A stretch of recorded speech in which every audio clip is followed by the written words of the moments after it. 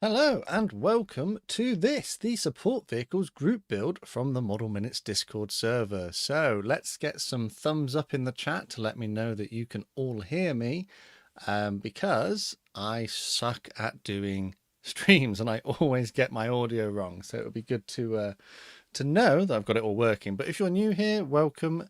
Every couple of months we tend to do a group build. The theme that was chosen this time was support vehicles, and we are now going to take a look, having completed the group build, at what everybody was able to achieve.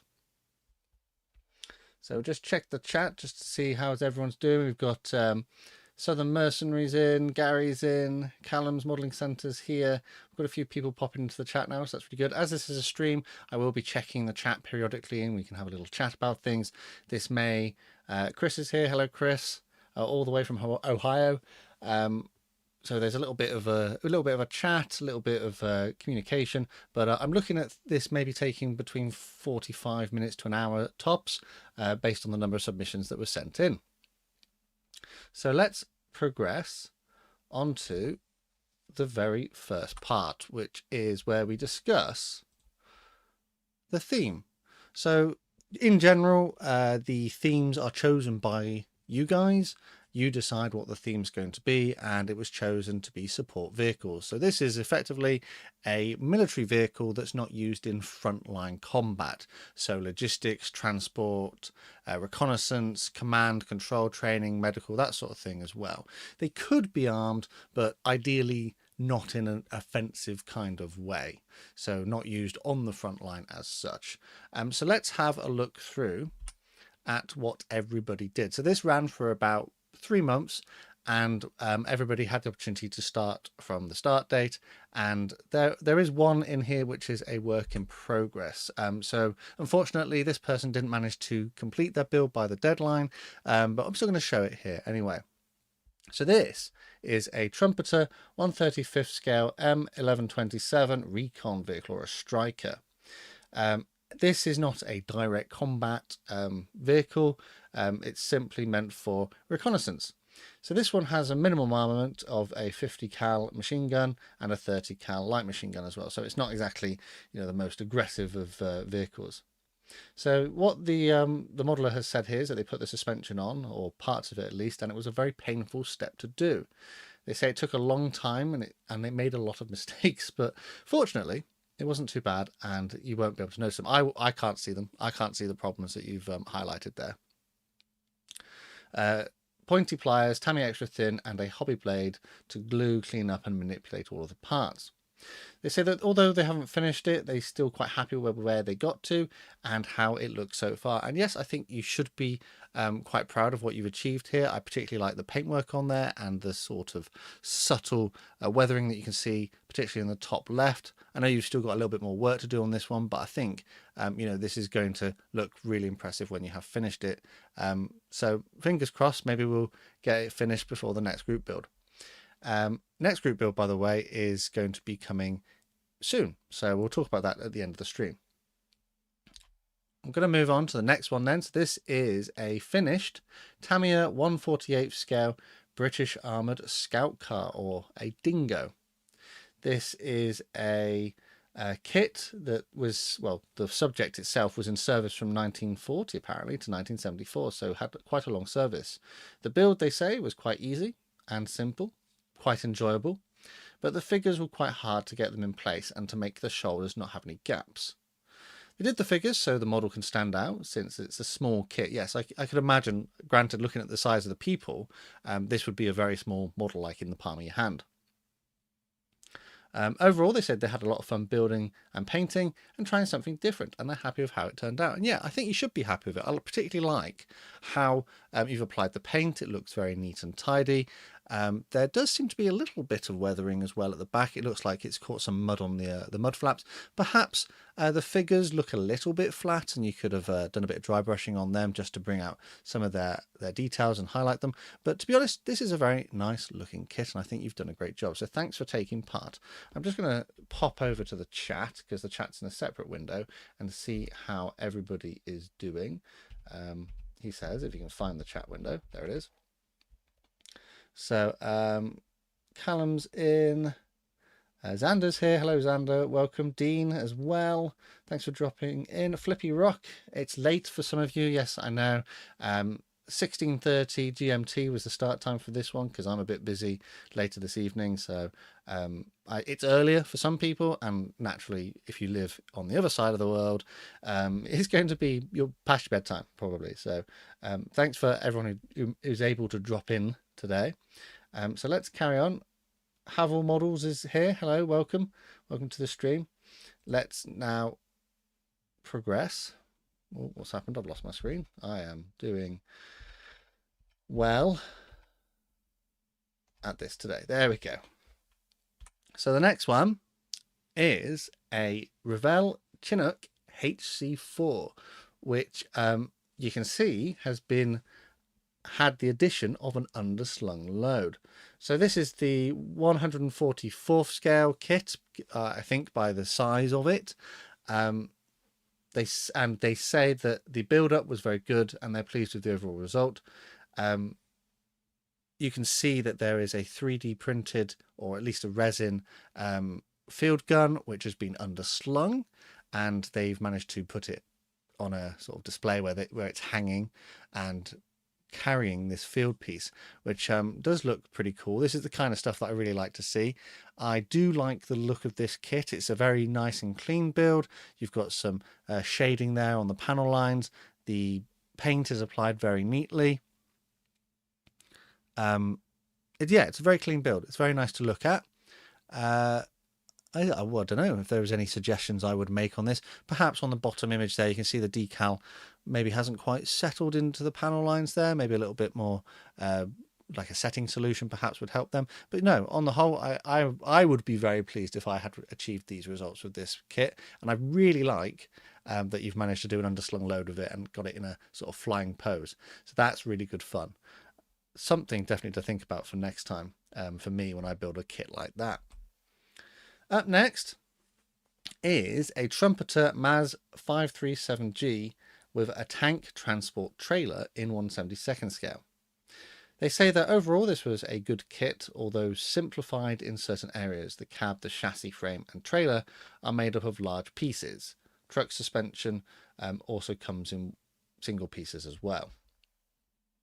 Some minor modifications were made, which was to add a back plate to the cab interior, and they covered the radiator vents to make it hollow, as there's no engine included in the kit.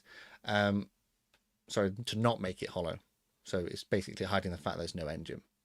Definitely the longest land vehicle that this person has made in their collection at the moment, coming in at about 32 centimeters in length. It was painted with Italeri and Army Painter paints. This is a heavy-duty tractor which was developed in the Soviet Union, first built between 1959 and 1965, and then later there were some production up until 1990 after they moved production plants. This vehicle was used to haul tanks and other weapon systems up to a maximum of 65 tons. It has been found in civilian applications as well, mostly as an equipment hauler in oil fields. And I really like the way this one looks. I love the sort of white bands on the tyres. I think you've done a really good job of that, because I can imagine that's quite a difficult part to paint. And I do like the way that the red fire extinguisher stands out against the backdrop of the entire vehicle. And it does look quite large. I can imagine it was quite difficult to take some photos of this one. Perhaps moving forward, you could add a little bit of weathering to add a little bit of sort of contrast between the details. But on the whole, I think this is a very fun and interesting build. Up next is something that I have actually built in the past, and it's an Airfix Willis Jeep in 1/72nd scale. They say that this one was a wonderful kit to build. There was no flash, which is always nice to know. You did get 2 scheme options, even though it was a gift set which they built. This is a US Army 4th Division headquartered Jeep used in Belgium in 1944, and this is effectively a transport or sort of messenger vehicle, and it had a 50 cal machine gun, but that was pretty much for its defensive fire. It was not really going to be driving around the front lines causing havoc. They say the build took approximately 10 to 11 hours, including drying time for paints. So the build time all in was about 4 hours. That's good going. That's really good going for this kit. I do know it's quite a small kit, having built one previously, and the way you've positioned it there on the it's like the mount for like parachute drop or something, or for going inside a glider. I forget what it is, but yeah, you've done that as well. I do believe that it comes with the ability to tow a trailer as well, which you haven't modelled, but perhaps you've got other plans for that one. All right, okay, yeah. So they did leave a note. I've just read the note about the about the trailer. The trailer is technically meant for the other paint scheme, so that's why they didn't include it. But no, I think given the fact that it's a tiny little Jeep, I mean, in the sort of picture on the left-hand side, you can see their nippers and the head of the nippers. And if we all think about how small our nippers are, they're almost like a third of the length of the Jeep. So it is going to be a pretty tiny little model. On the whole, I think you've done a good job. Perhaps if I was going to suggest an improvement, it would be on your windscreen where you painted that. I'm not sure if you painted the other side of it because you can see the light coming through. So perhaps painting both sides of it could help hide the fact that light is coming through. But other than that, very good build indeed. So let's very quickly just take another look at the chat and see how everyone is doing. There it is. Oh, Eccles in. Hello. Nicholas is here. Anyone else popped in? Can't see at the moment. Has anyone here been up close to an F-35? No, I haven't been. I haven't been physically close to an F-35. Other aircraft I have in my youth, in my past, but not an F-35. Although actually, that being said, I was in the United States once upon a time, and there was an F-35 coming into land as we were driving past an airport or something, and it flew over the top of the vehicle that we were in. So that's probably the closest I've been. What's this here? As long as I get paid, I can get the kits, so I don't have to. So I can build. I build models. I build the bad models so that you guys don't have to. Is generally the way of the world, isn't it?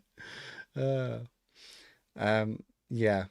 That being said, I have added a few things to my stash today. Well, I've ordered them, but I used my Airfix hobby points for that, so effectively it was free. But more, if you want to know what they are, I posted it in the server. Max Man's in. Hello, welcome. Let's move on to the next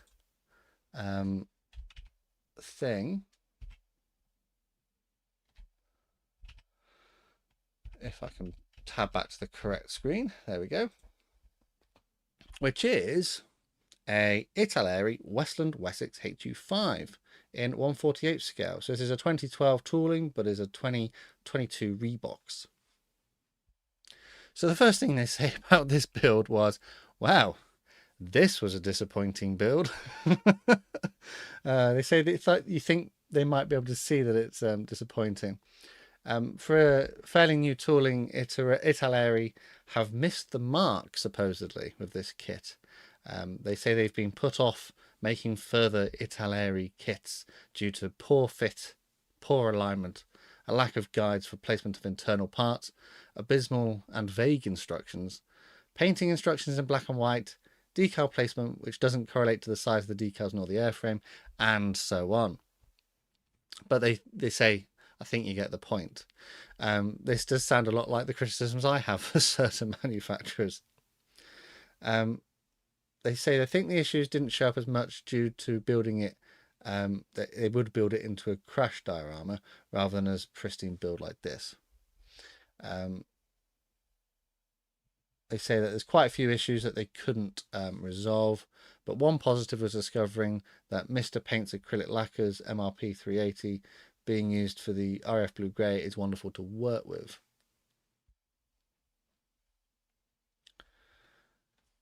So this is a Wessex, which was license built version of the Sikorsky CH34 and entered RAF and Navy service in 1959.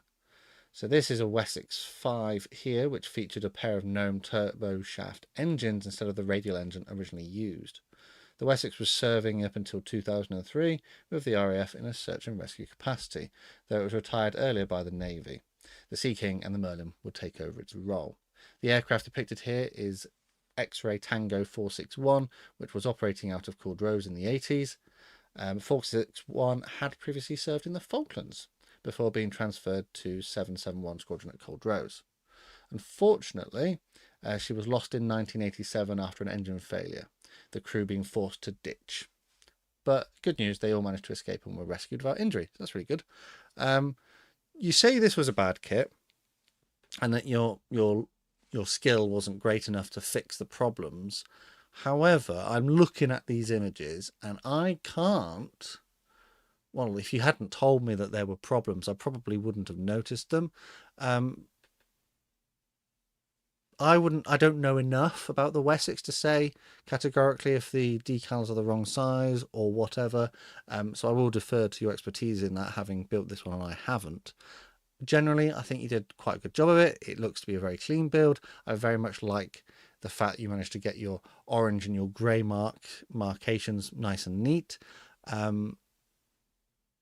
Perhaps a suggestion for a slight improvement. I think it's got recessed panel lines. You could do a little pin wash to bring those out, and perhaps that grille on the front could benefit from it as well.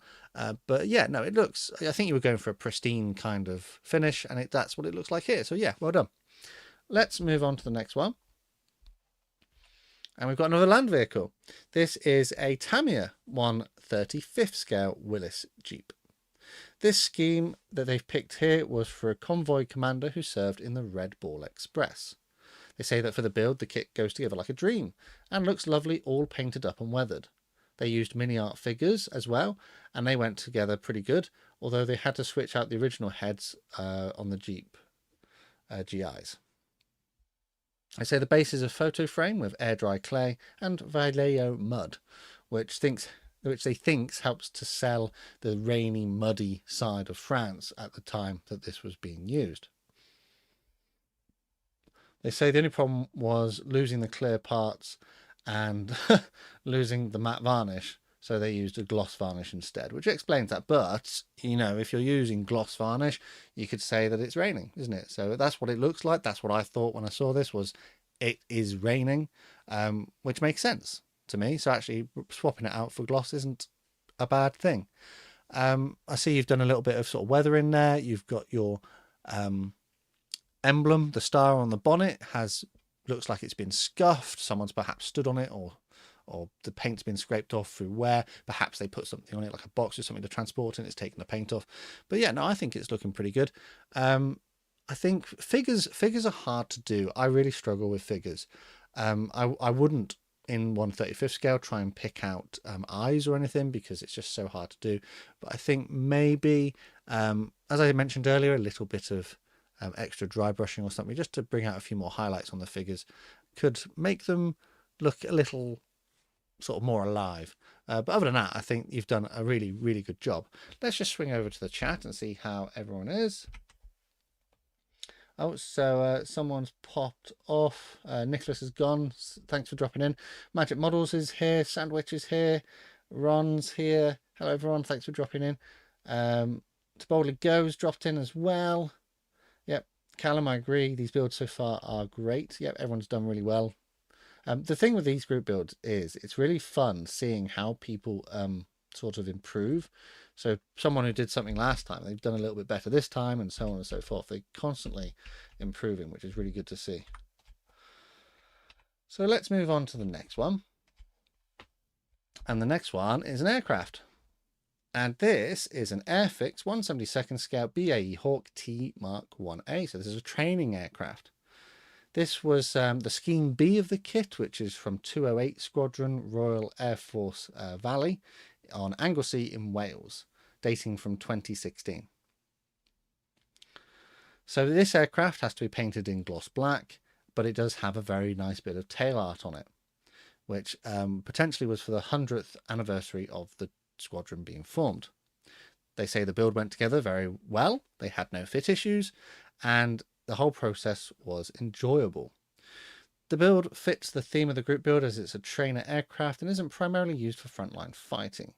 This kit was a pleasant experience and would recommend this kit to anyone who wants to build a Hawk. So my question, I don't think you're in the chat, but my question is is this the starter set tooling, which I don't think it is because it's got drop tanks, or is it the slightly older, the new old tooling, if that makes sense? Because they had a really old Hawk, then they had a slightly new one. So I did the Hawk in what was it, the NHS charities ones, and if I remember correctly, I had a problem with the canopy fitting on both of them. So I don't know if it was my fault for not reading the instructions and not putting the things in the right place, but that was an issue that I sort of encountered. It was a small gap or something just along the left hand side of the the right hand side of the cockpit where it met the fuselage. So I found that a bit strange. But anyways, let's move on from that. Your build looks to be very good. You've got a beautiful gloss finish on there. It's a trainer aircraft. It's going to be nice and tidy. Yeah, I think you've done a good job. I particularly like how you can see the pilot and the back seater in the cockpit. And yeah, not much to say on this one.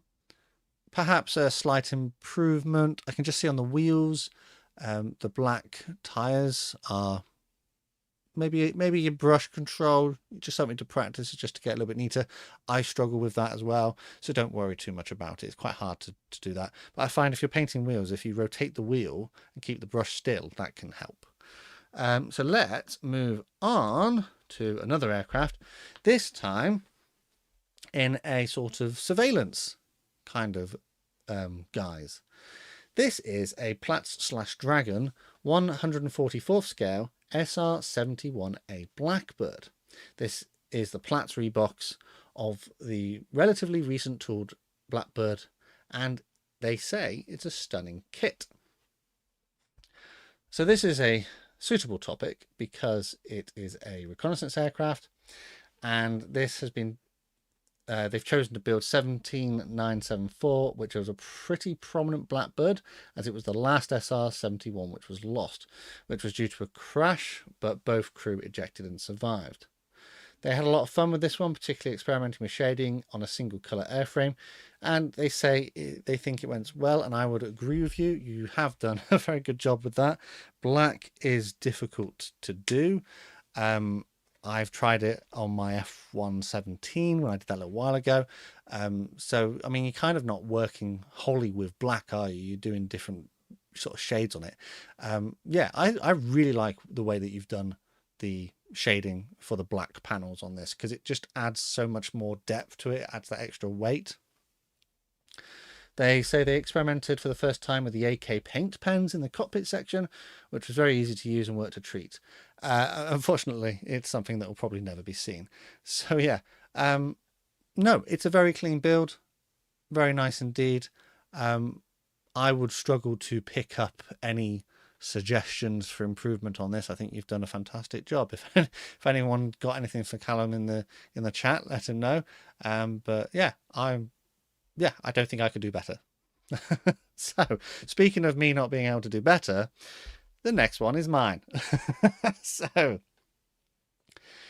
I built the Dora Wings Curtiss-Wright 89 Jeep in 1/48 scale.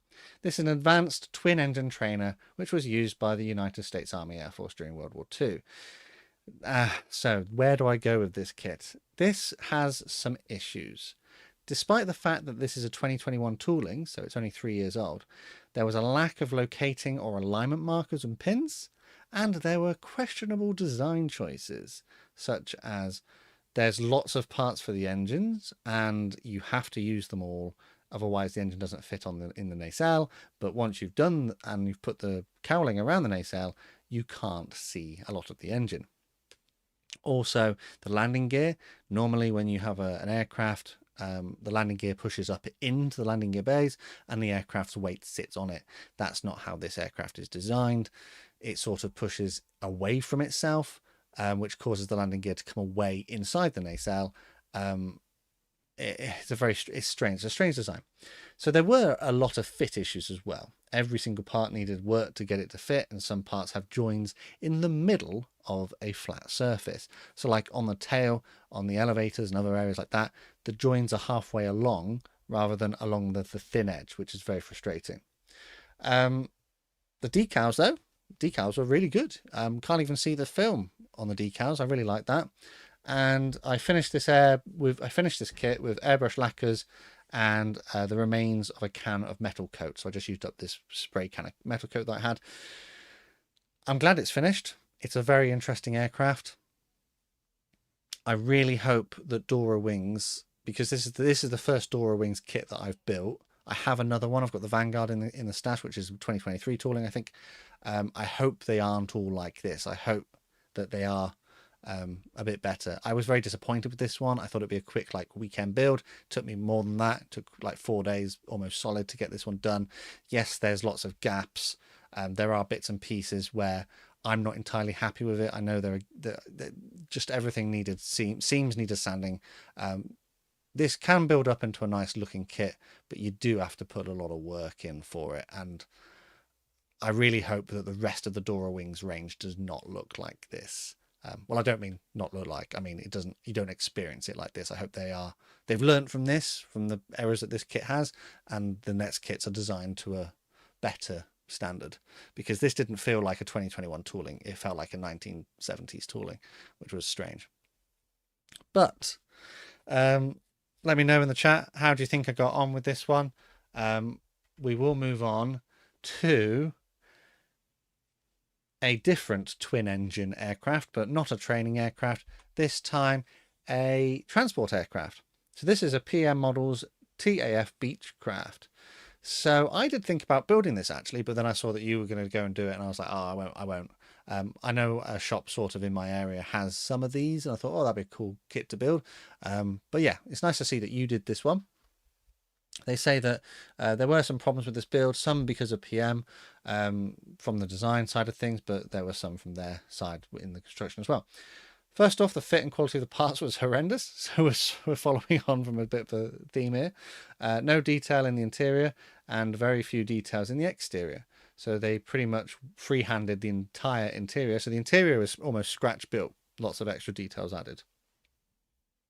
Which is good, I suppose, if you're going to have lots of windows like this aircraft has, and also the door open at the back. They say the painting process was the main problem, as they used a black base for the red colour, and therefore the red isn't as vibrant, and it wasn't that easy to apply. And they did actually strip it a couple of times. Some chipping was done with sponges and toothpicks, and also did a bit of dry brushing, mainly on the black parts.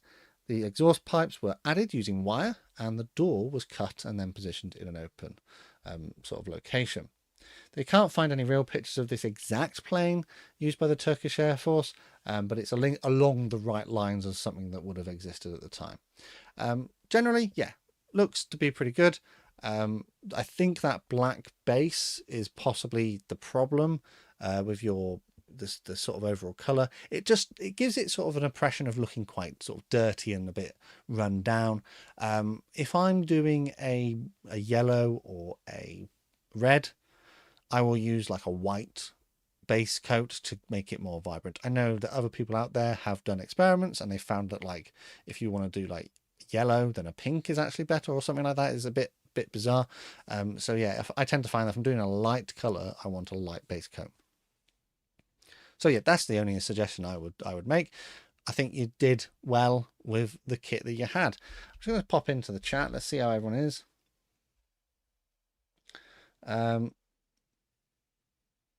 Let's have a look. Callum says that unironically, I think the 89 is beautiful. I did it justice. It looks great. Thanks. It just wasn't. I just didn't enjoy it. I really didn't enjoy it. It'll probably be featured in my worst kits of 2024 videos, so which is a shame because it's so new. Yep, we've had quite a lot of Jeeps today. I don't think we've got any more though. I don't remember, but Jeeps are popular and there were so many of them made and they were seen everywhere. Yeah, so everyone's all right in the chat. Let us continue. And oh, every time I tab out, I'm always in the wrong place. There we go. So this is the one we saw at the very beginning, which I used as sort of a placeholder for whilst we did the introduction. This is a 1/72 scale vignette called arrived at Iwo Jima 1945. This is an Italeri DUKW or duck and has arrived at the volcanic beach of Iwo Jima. So the Zvezda US Marines jump out to see if the vehicle can be moved up the beach. The duck proved itself as a very useful amphibious vehicle carrying supplies and military personnel to their desired destination. They say that building the Italeri kit was a pleasure. Lots of good details, good fit, and transparent parts were included for the windscreen. The supplies in the vehicle are a combination of scratch-built boxes and parts which were taken from an academy kit. The vignette was built using slices of carving foam combined with Vallejo earth texture, and the sea was created in a few steps. They painted the base, applied acrylic Pacific water from ammo, and then painted the waves with white paint. And I would love to do a little diorama or vignette like this at some point in the future. I know I've been trying to slowly build up sort of things like that over this year. Perhaps next year I'll manage to do something with water. I really like the way that this one looks. These guys are ready to go and move up the beach. I'm just looking at the images now to see if there's any suggestions I would make. I'm just thinking it has just been in the water.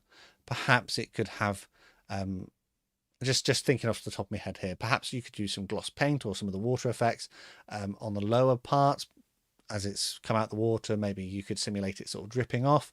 I don't know how, it's just an idea off the top of my head. It's just, I don't know how sort of realistic that would be to implement, but just to give it a little bit more sort of life to the vignette. But yeah, no, I really like this one. I really like where you were going with this, and it definitely encourages people, I think, to do a little bit more with dioramas in the future. Perhaps for the next one I might do a diorama, but we'll have to see. So thanks for taking part. Up next is a Fine Molds W73. So I know I said we won't have any more Jeeps, but this is effectively a Jeep, isn't it? It's like the Mitsubishi version of it. So this is a 135th model from Fine Molds, and it was a delight to build using an excellent modern tooling with the bonus of a superb little figure, which is absolutely begging to be made into a little vignette. Hard to say. They modelled words fail me. They modelled the vehicle as a radio truck, and given the non-combat context of the model, sought to minimise the weathering of the paint job. So there was a bit of dust accumulation and some fuel stains, which is a mixture of weathering pigments and oil paint effects. An open top vehicle resulted in a slow build, as many parts had to be painted in sub-assemblies. The base is a block of wood with card emulating standardised concrete slabs. The whole of it was airbrushed before masking off the road markings, the first two letters of the word stop in Japanese, which was then stippled in, and the sides of the base are hand painted, including the freehand text. I think you did a good job there. My handwriting is nowhere near as neat as yours. They say, to be honest, the figure and vehicle are all brush painted as well, and for the record they favour Vallejo model colour and model air for the vehicle, but they did use some scale 75 paints on the figure. So this was a Mitsubishi W73 truck with the JGSDF Women's Army Corps in Tokyo in 1987. And yeah, this looks really well done. The fact that you hand painted a lot of the vehicle, you wouldn't be able to tell that. It almost looks like you airbrushed it. And I really do like the subtle weathering you did. It just makes it look right. It's not overbearing, but it is enough, as would be seen typically on military vehicles, because, you know, they're not entirely well looked after. I don't think I have any real suggestions for improvements, because I think you pretty much nailed this one. If anyone can think of anything that could be a positive bit of constructive feedback, pop it in the chat.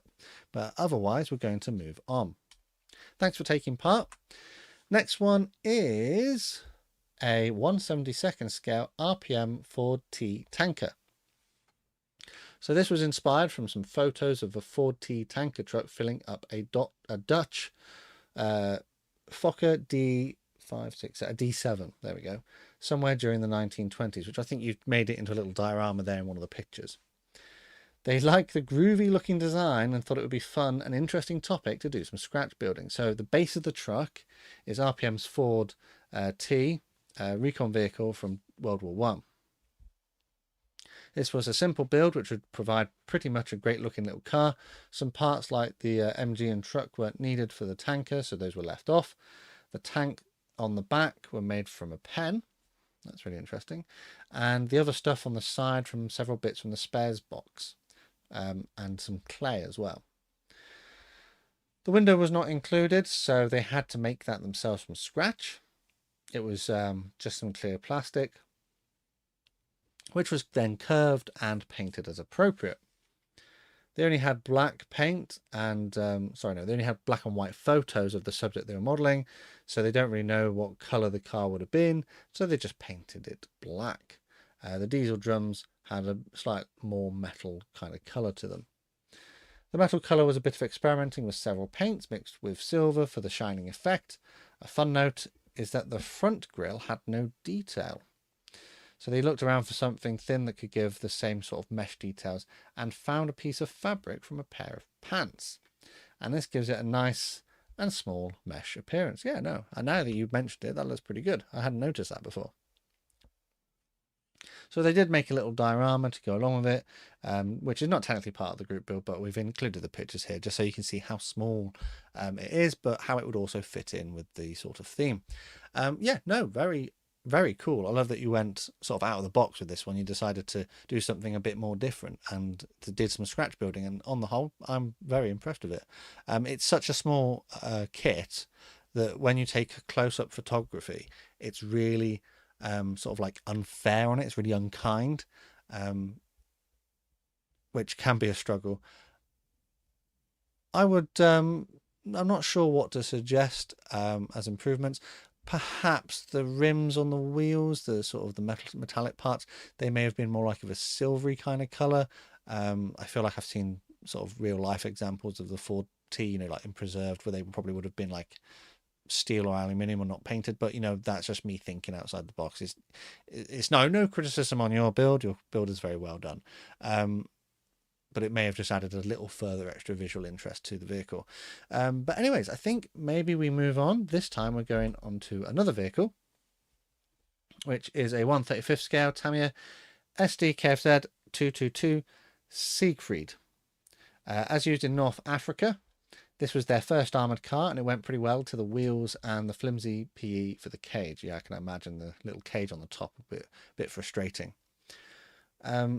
This is a reconnaissance vehicle which was deployed by Germany during the Second World War. It is armed with a 20mm cannon and a machine gun as well. However, you know, it was very quickly sort of outpaced by other vehicles at that time period and could quite easily be combated as time progressed. It was a small vehicle, and despite this, it was still fairly effective at its job. They say the build went well, apart from two major points of the design of the kit. One being the lights, how they were designed, and the other is the roof cover and painting the gun and all that sort of area. They say the lights attached the model via a rectangle mount into a rectangle mount hole, and the tolerances apparently were too tight. Too loose. They moved a lot during the curing process, which is why they now look a little bit crooked. I probably wouldn't have noticed if you hadn't have said that. The second they say is putting the seats in, you can't remove the gun. Ah, right, okay. A slightly better design would have been to have the topmost roof part as a separate piece, so it could be left off till painting, because that would have made it easier. But otherwise you've got to do, yeah, I hate it when the sort of designers just think, I'll just put these parts together and let them figure out how to do with it. When a designer thinks, oh, this is the part which I need to paint first or second, so actually I'll have that as a removable part and they can add that in later. I prefer it when they do that. For painting, they were all mixes of Tamia, a bit of Vallejo and AK, and they used VMS varnishes. They said that the grille on the top, they used a metal primer, but it sort of filled in some of the grill, but actually I don't think that's a bad thing. It looks almost as if sort of dust and debris have filled it in. You know, they got a bit caked in it, so actually I don't think that's too bad. Don't be too hard on yourself. I particularly like your little diorama that you've done here. On the whole, yeah, very impressed. Figures, again, very difficult to do, but I think you've done a good job. I wonder maybe if it was more of a comment on your photography, just check your camera settings just to bump the brightness up a little bit, because it all looks very sort of flat, but I'm sure in real life the color is a little bit more vibrant. But yeah, no, it's a very interesting build, and I do love to see a diorama, so thanks for taking part. I'm going to pop onto the chat very briefly to see how everyone is. Oh, okay, so Dean says about the W73 is a half-ton truck from the 70s, so technically not a Jeep, a bit bigger than a Jeep, a light utility vehicle kind of thing. Gary's headed off. See you later, Gary. Thanks for dropping in. Wade's popped in. Hello, Wade. Darren's here as well. Hello. Anything else?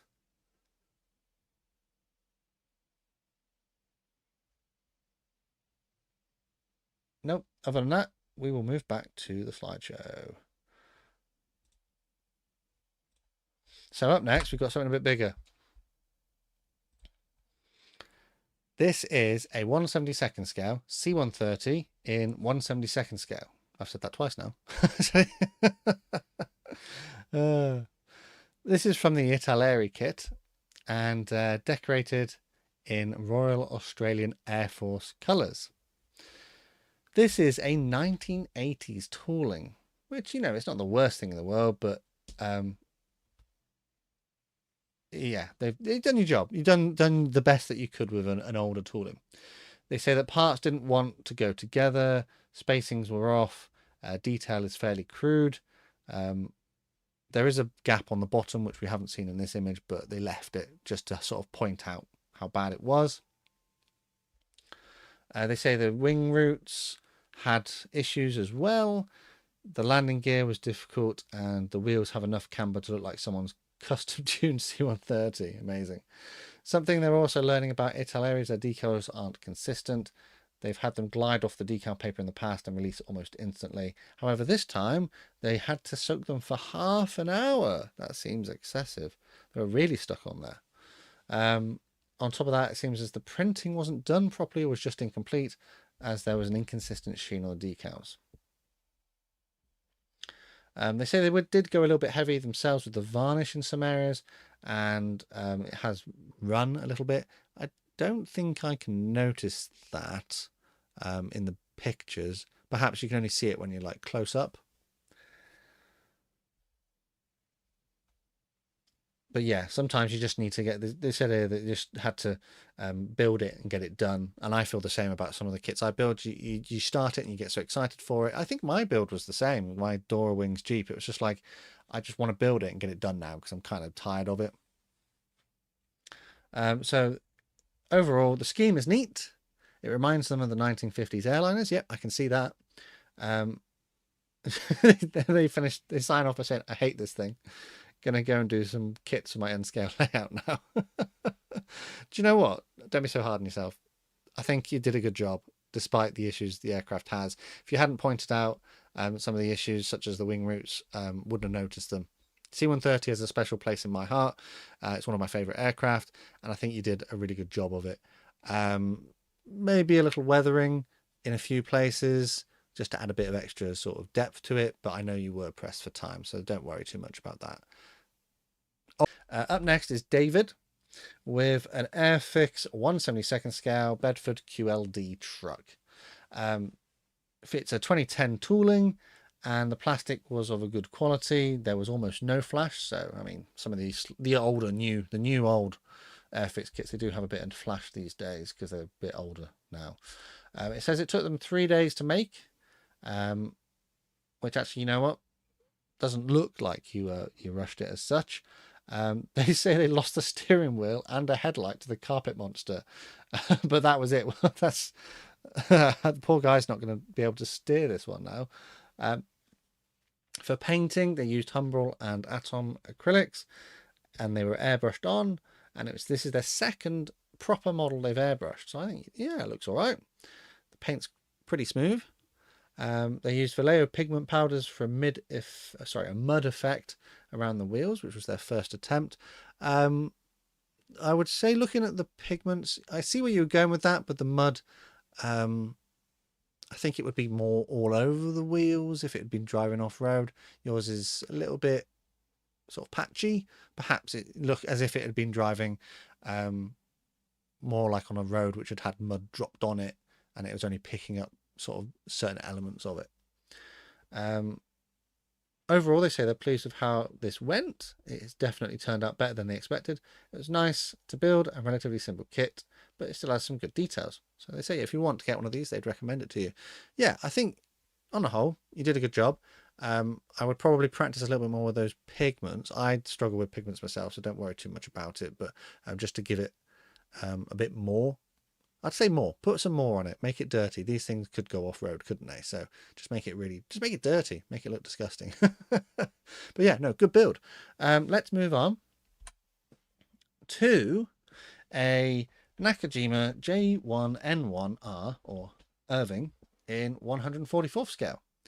So this is a Hasegawa kit, which was tooled by IMAI in 1973, but this is a 1998 boxing. So a vintage kit that they got out of the stash to complete the build. Pretty straightforward, they say, with no real fit issues. They do say one thing about this kit, though, it's not accurate to what it said it's meant to be on the box.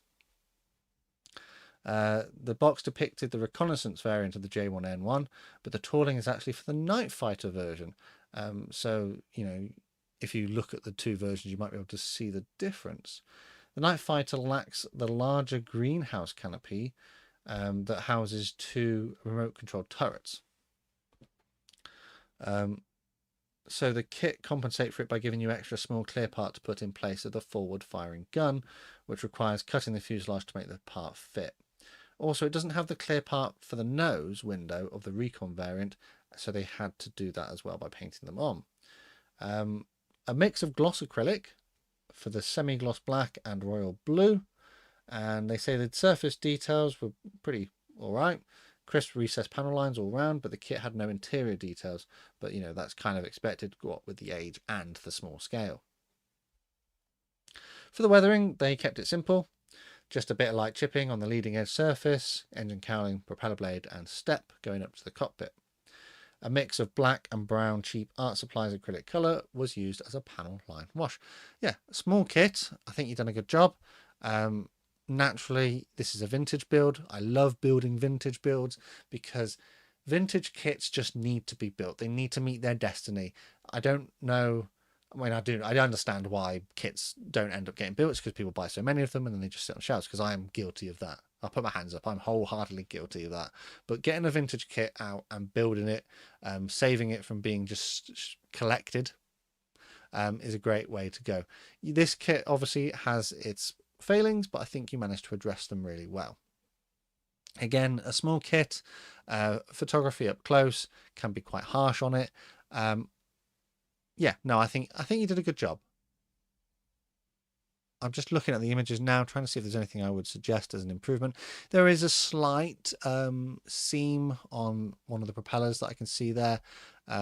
Perhaps running a knife or the back of a knife over that may have helped tidy it up. But again, because this is such a small kit, sometimes these things are just not worth it. And they're really hard to get to as well. And I don't always take my seams off as well.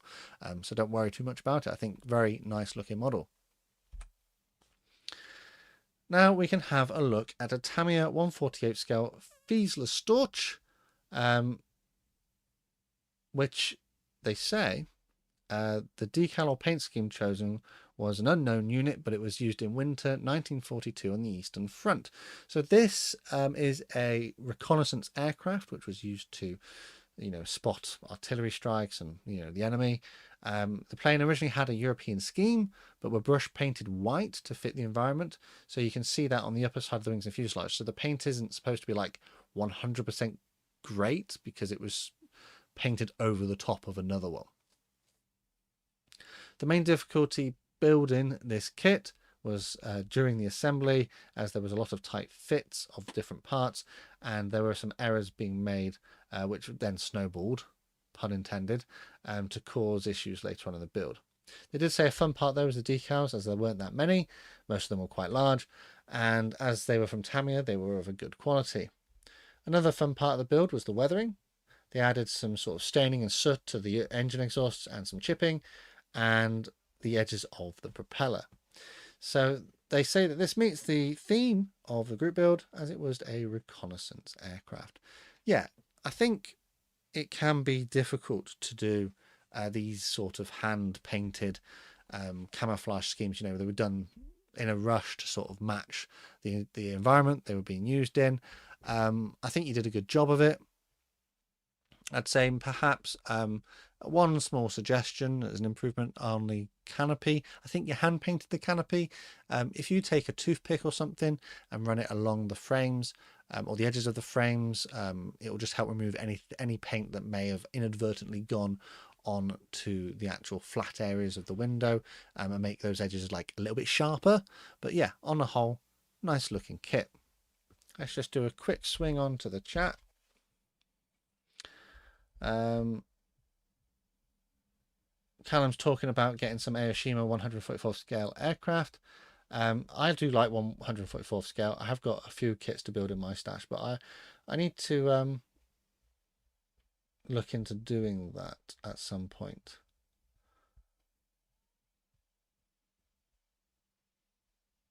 Okay, A10 guy has been building an SBD Dauntless. I built one of those many years ago, the old Airfix one. And we'll pop back to continue. I don't think there's that many left now. I am aware that we've been here for an hour. I thought this was going to take 45 minutes, so we're nearly at the end. So up here, I presume you're still in the chat. So this is your A model 144th scale PZL M28 Brer. Is that how you say it? In the colours of the Polish Navy, as a light cargo aeroplane.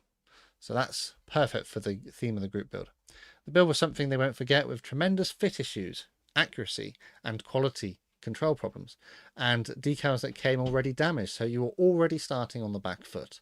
Despite all of that, they're pleased with the result, especially considering they completely eyeballed the windscreen, having to fill and sand the original clear parts. Yeah, I can imagine that was an absolute nightmare. So you started on the back foot and you had to work forwards to try and get everything to work properly. I really like the way that you did the photos on this. I like the ones outside with the sky.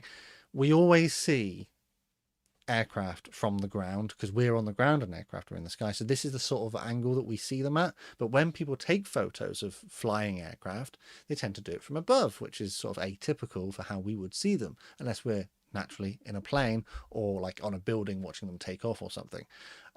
So I quite like those two images you did on the right hand side.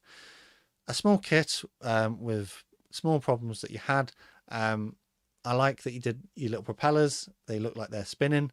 That's quite good fun. Perhaps as a small suggestion, I don't know if these would have had the bits on the, you know, like on how like aircraft from the RAF had like yellow bits on the top. I don't know if they would have had that, but maybe there's something you could add there. Or I know some people airbrush on different sort of, it's like a gradient to make the prop blade look as though it's spinning. Perhaps that could be something to think about for next time. But no, I would like to have more of my aircraft in a sort of flying pose when I display them. So yeah, very impressive. I really like this one. Up next, we've got a 1/72nd scale Chinuk, which is in a HC1 configuration as used in the Falklands War. This one doesn't actually represent the specific Chinuk that was used in the Falklands War, but they thought they'd have a go at doing the paint scheme. They did have an idea to have some 1/72nd scale Land Rovers in the cargo bay, but they couldn't find any that were cheap enough or would arrive in time. So at the moment, the interior is empty. It is completely brush painted though, and the quality of the paints they had were not the best. One colour was smooth, but the next colour was thick and gloopy, no matter how much they thinned it. So yeah, some paints, they are a bit inconsistent. Everything is built straight out of the box. Overall, it was an enjoyable build. So this is the Airfix one. This is the new tooling from Airfix, isn't it? Because is that this year or last year? I forget. On the whole, they say they're happy with how it turned out. The inconsistent finish of the paints actually gives the impression of slightly worn paint, which they quite like the look of. And unfortunately, they dropped the model and broke both of the antennas on the nose. But I, again, wouldn't have really noticed if you hadn't said anything. Looking at the images here, I would probably suggest maybe a little bit of weathering. If you were going for a Falklands War kind of... if it was used in the Falklands, for example, I could imagine it wouldn't have been that well looked after, being seen as there was only one that managed to get there. It would probably be quite tatty, dirty, muddy on the inside, because, you know, the Falklands is, well, it was quite desolate. And also the outside probably would have accumulated a lot of grime as well. On the whole, though, I think you did a good job. I haven't experienced this Chinuk from Airfix, if it's the new tool one, so it's really nice to see an example built here. So this one is a big kit. This is a Revell C17 Globemaster 3 in 144th scale, depicting an aircraft, the 911th Airlift Wing, in Pittsburgh, or, you know, you Americans don't say Pittsburgh, do you? Say Pittsburgh, because your borough bit is not the same as we say it, or would say it in the UK. So Pittsburgh Air Reserve Station in Pennsylvania. This particular aircraft was painted in a heritage scheme, which is why it has invasion stripes. This is the 2013 re-release, with the tooling being from 2008. It has shown a bit of age though, as there were some areas with flash present in the mould. Generally, the kit went together all right, but there were many gaps that needed to be filled, with the worst at the bottom of the fuselage towards the front. Almost all of the antennas are not included, and they were scratch built instead. This is an earlier C-17, but weirdly has the bulges on the side of the forward fuselage for a Lurkum modified jet. So since the jet they are depicting had the mod, they scratch built the necessary details. The kit decals were pretty fragile and made up all of the universal stenciling on the aircraft. If we swap to the next screen, we can see an internal image there. They say the markings were supplied from the Caracal decal set, which were great. The two US Army Air Force, well, they're not US, they are US Army Air Force, that's right, because it's a heritage scheme. Roundels was sourced from spares, and the decision was made for this scheme as it would help make an otherwise monotonous grey aircraft stand out amongst the sea of its grey colleagues, which is 100% true. It looks considerably more visually interesting. Various techniques were used to break up the grey surface to make it a little bit more interesting. There is some cargo, which is a resin HIMARS, which was bought online, and they only had to modify the launcher into a stowed position and then paint it, which they say didn't take very long at all. Overall, they say this was a fun build, and they hope the Revell re-releases or makes new tooling of this kit. And the C5 from the previous group build is also pictured in the image there, to give a sense of scale.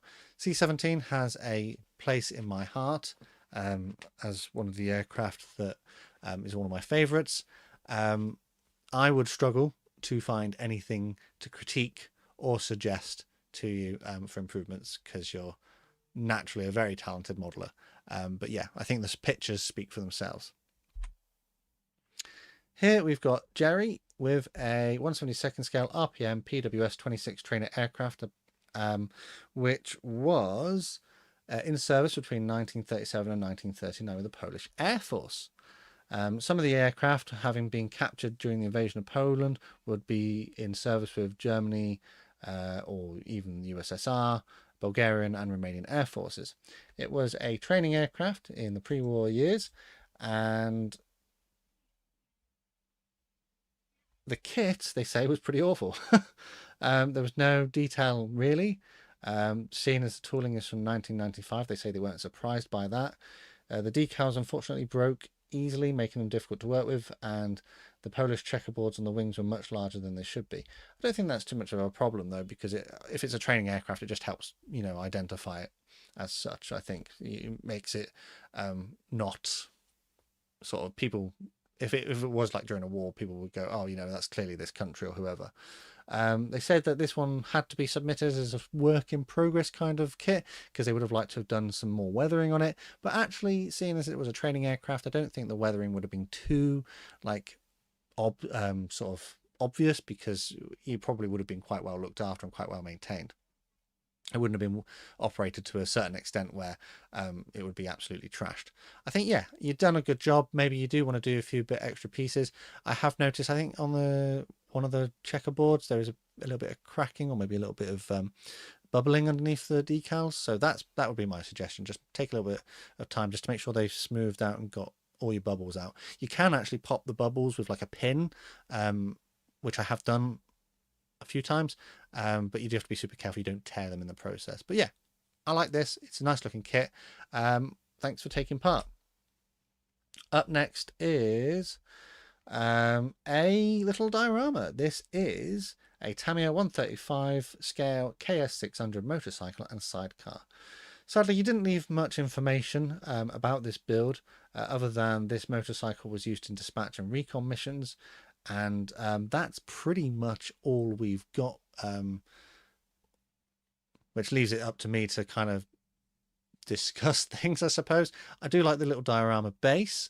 I like the way that you've picked out details. I think bottom right you can see there's sort of contrast and shade there on the bike and on that little sort of briefcase that's on the side. And then underneath you've got all the gravel, and you can see there's tire marks from something else. It would have been interesting to know how you made them. And then you've got your figures there looking to go wherever. Again, figures are difficult. I think the figures don't quite match the level of sort of shading and weathering you've done on the motorbike. I think maybe a little dry brushing to dull down their uniform, because their uniform's a little bit shiny.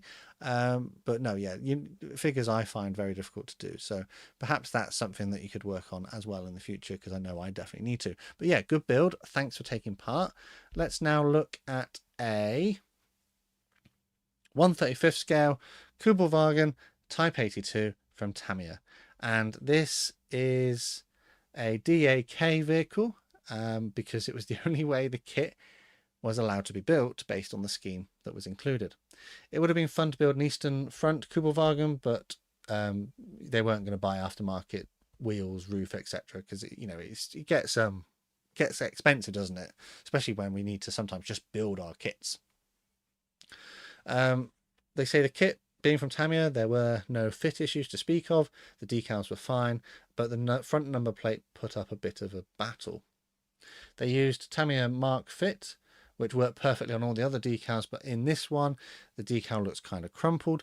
However, I would say it actually looks like, if it's a license plate, perhaps something's caught on it and bent it. So it doesn't look off, if that makes sense. It sort of ties in with the slight like rust and gentle damage that has been occurred. It looks like something's caught it and just bent it slightly. They weathered it lightly with some enamel, dry earth paint and washes from ammo, and chipped using Vallejo dark rust. But they did say they had a little bit of a problem when gluing the glass. Top right you can see, or sort of top right and middle, you can see some sort of little glue marks. But actually, you know, it was suggested that they could look like bullet holes. So that's something you could explore in the future, is if you do something like that, maybe add little holes to it and some cracks or whatever, because that's kind of what it looks like. Or you could add a bit more sort of weathering to it to try and hide it. But no, I think it looks very good. I particularly like the sort of rust effects you've done on it. It looks very convincing. And some of these issues, if you hadn't pointed them out, I wouldn't have known. I may have to look at getting some of that Vallejo dark rust for some of my projects, because that does look pretty good. I would, if it's an easy process, I'd like to have a go at that. And that brings us to the end of all of the submissions. What did you think? Which one did you like the most? Let me know down in the comments. Thank you so much to everybody who took part. We are going to be doing another group build shortly, and that will be announced very soon. The theme for the next group build will be what if. So in essence, anything that answers a what if question. So you can go sort of as wild as you like. What if jet engines were never invented and you build a Spitfire, not a Spitfire, sorry, an F-15, for example, with propeller engines? Or what if Messerschmitt was an American company rather than a German company? And then you've got, the whole Messerschmitt family being used by the United States Army Air Force or whatever. So anything that answers a what if question. But again, that group build is taking part on the Model Minutes official Discord server, which you can see in a link to in the description of this. So if you want to take part, make sure you join the server and find out more, particularly the rules and the start dates, etc., etc. I am going to just pop into the chat, see how everyone is. Comments there about the C17, that was good fun. Yeah, like that one. Nice post shading. Ron says the rust work on the Kubelwagen we just saw was really good. Darren says, well done everyone. Yeah, everyone did a great job. Absolutely fantastic bundle of kits. Well done to everyone who took part. So as always with my streams or videos, the very last thing to say is a massive thank you to my Model Club members who help support the channel, help it going. These guys, a little bit of extra support every month. They get extra perks. Again, full information underneath the videos if you'd like to join these people on screen. Alternatively, if you would not like to join my Model Club but would like to support the channel in other ways, there are ways to do so. The best way, of course, would be to subscribe with notifications turned on so you don't miss any future videos. From me, though, I'm actually at the workbench as I give this stream out to you. The last thing to say is a massive thank you to everyone who took part and for you guys for watching this one. And hopefully I will see you all again very soon.